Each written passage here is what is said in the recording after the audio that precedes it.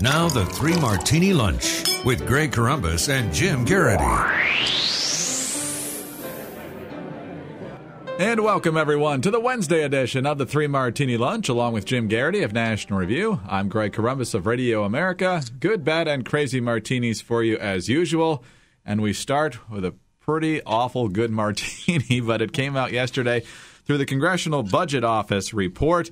It basically said that in addition to pretty much the same number of Americans before Obamacare that didn't have health insurance, that's how many there will be 10 years from now. Oh, and by the way, there will be the equivalent of 2.3 million fewer jobs, whether it's a result of employers eliminating jobs because they don't want to have to pay that many health care plans, or knocking people's hours down to part-time so they can avoid it that way as well. Here was the part of the tortured explanation from White House economist Jason Furman yesterday. And labor demand, just to be clear, that is the decision that employers are making. So employers are cutting jobs because of the Affordable Care Act. That would be a bad thing, because that means somebody who really wanted a job wouldn't be able to get one. You might see the unemployment rate go up as a result of that, for example.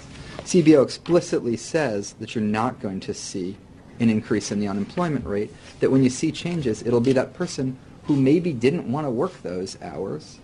They still have the option to. They still can, but in that case, maybe they'll decide they don't need to anymore. Yeah, you'll have the flexibility of not having those pesky jobs anymore, Jim. So John Podhoretz over at the New York Post is pointing out that the reason for this is a good martini today is that if anybody's reading this soberly, there's no other way to interpret this than that this is a complete disaster. You know, I would point out when you say if people are reading this soberly, it is enough to drive people to drink. Yes, it is. Podhoretz may be a little bit on the optimistic side when he says this is a death blow to Obamacare. You know, we feel like we've heard this a lot of times over. Having said that, this is one more reason for Republicans to be running on this in 2014. And they can make a very strong argument to say, what does it do that's good? Inevitably, you know, Democrats will find someone who's getting treatment who otherwise couldn't get treatment or something like that and tout their success stories. But the scale of the problems, you know, in today's Morning Jolt, I mentioned there's this one, which basically says there's like the equivalent. Now, here's the thing. It's not that 2.5 million people are going to be fired. It's that 2.5 million people who otherwise would be working won't be working. If they're part-time, they'll stop working. They'll drop out of the labor force. If they are working full-time, they'll be reduced down to part-time. That you add up all those man hours, it comes up to 2.5 million jobs. That's bad. Whether they, you know, want to spruce it up and say, oh, you're free to live a more leisurely lifestyle or something like that. Look, Obamacare, both in terms of the incentives to companies to shift people to part-time work, and now this, is basically declaring war on the 40-hour work week and making it less and less worthwhile for an employer to have somebody on the books for 40 hours a week. And now here's the incentive for the employee to not be on the books for 40 hours a week. Then you throw in the report from the Brookings Institution that says if you're in the bottom 20% of households in terms of household income, the good news is Obamacare will help you. You will end up with better, you know, circumstances, with more, you know, better take-home pay. And the problem is this is the cutoff at $21,000 a year. If you make more than that, you will be having less in terms of take-home pay because of the changes brought through from Obamacare. This is from the Brookings Institution. This is not, you know, you can't say this is a bunch of crazy right-wing nut jobs or something like that. So it's bad for the total number of hours worked. People are losing their insurance from their regular plans. Premiums are going higher for a whole bunch of folks. You add up, there are more people who are going to be unhappy with this than happy with this. And I think that adds up to a much stronger coalition for repeal, or at the very least drastic overhaul and, you know, ripping up large chunks of this thing than there is for keeping it the way it is. On to martini number 2 now, Jim. And, of course, the president has made a big deal over the last few weeks of the fact that he's got his pen, he's got his phone, and while he hopes Congress will do what he wants, he's not waiting for them to do it. He's just going to act wherever he can. And this is from the Daily Caller. Democratic Representative Sheila Jackson Lee said that the new Congressional Full Employment Caucus will, quote, give President Obama a number of executive orders that he can sign, adding that writing up executive orders should be our number one agenda. She says, in fact, I think that should be our number one agenda. Let's write up these executive orders, draft them, of course, and ask the president to stand with us on full employment. Jim, it's always interesting to watch people gleefully abdicate their power and their responsibility given to them by the Constitution. Well, what we've now seen here is not just the usual, imperial presidency and, anything we can't get through legislature, well, we're just going to do through an executive order. But now, think about it. Now, executive orders aren't just for presidents anymore. You can now do it if you're a member of, at least you can request it if you're a member of Congress.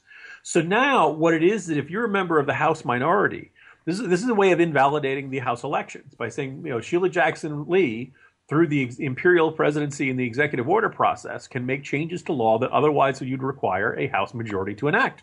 And so there are a bunch of us who've kind of been arguing, like, well, I encounter folks on the right who like to say, we need to get back to the Constitution. We need to, emphasize to America this is unconstitutional. The first problem is there are large chunks of Americans who don't know what the Constitution is. I mean, they know what it is, but they don't understand it. They don't understand the principles. Think about how often you see the words unconstitutional and bad used as synonyms.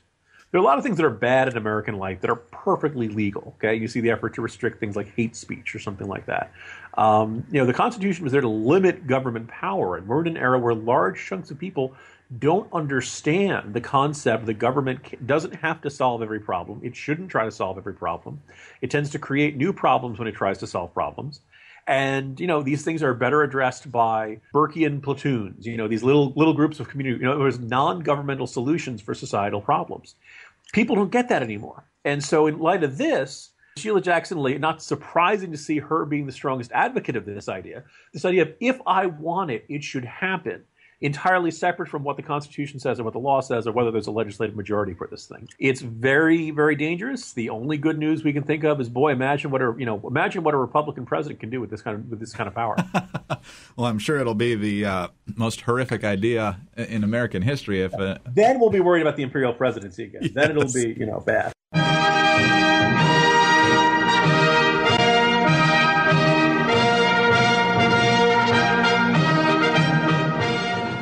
All right, on to the crazy martini now. And as most of you know, I believe the opening ceremonies for the Winter Olympics in Sochi, Russia are this coming Friday. Some of the events will begin on Thursday. There are some problems. At first, they didn't think they would have enough snow, but they managed to manufacture enough of that. But that's just the tip of the iceberg here. Organizers admitting, despite 7 years knowing that they had these games, that 3 of the 9 media hotels not completed. One reporter, The Guardian's Moscow bureau chief, was told his room is still under construction, and they are literally finishing the keys right now. The Chicago Tribune reporter says her hotel has no water, and the front desk says even if it comes back on, don't use it on your face because it contains something very dangerous. Oh, and Richard Engel of NBC says don't ever connect to a Wi-Fi network if you're in Sochi because you will be hacked. It's not if, it will happen. So, good times. You kind of knew that this was going to be a mess, that Putin was going to use it for propaganda.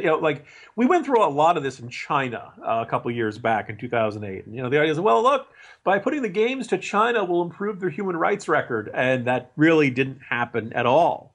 The whole idea of, the games help restore international unity and brotherhood and all that stuff. You do remember that Russia invaded Georgia during the opening ceremonies, right? Must have put some bad blood between those athletes of, back home, your guys are killing our guys. I've never liked this notion of the, kumbaya mentality of it.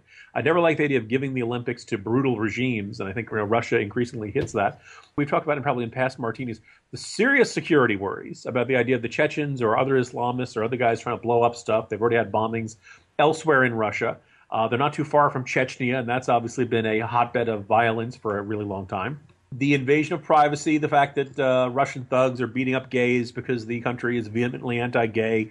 I mean, you can go down the list. It's just a mess. And each day there's some new problem in this case. And obviously you're seeing, massive hacking. Apparently the latest thing I saw was that the Russian mob may have hacked into the cell phone towers. So anything you send via your cell phone, they are going to have access to. That means bank accounts and all that jazz. So you can imagine, major cybercrime coming out of this Olympics. We're going to watch these Olympics with bated breath, hoping that nothing goes wrong, hoping that it's actually a glorious moment. Everybody gets to enjoy it as opposed to the mismanaged, corrupt, brutal, just overall depressing celebration of Putin's imperial power that it's been so far. I was kind of surprised the other day, Greg, when it turned out Chuck Hagel said that the U.S. does have plans to get Americans out of Sochi if things go wrong. Good.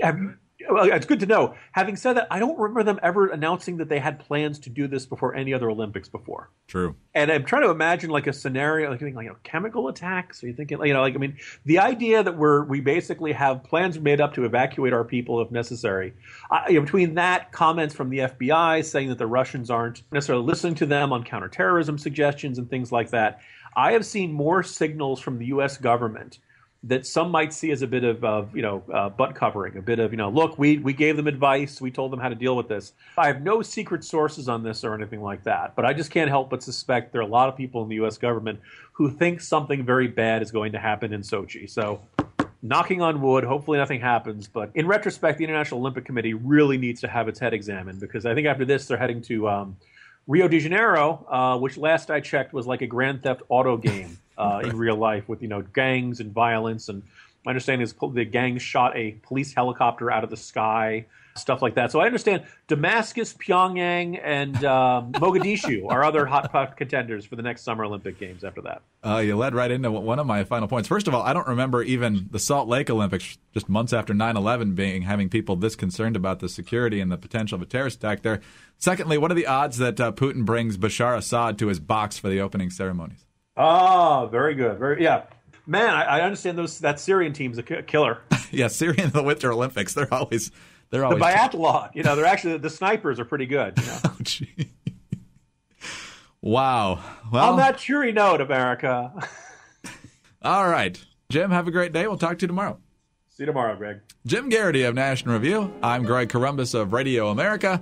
Thanks for being with us today, and please be sure to join us again on Thursday for the next 3 Martini Lunch.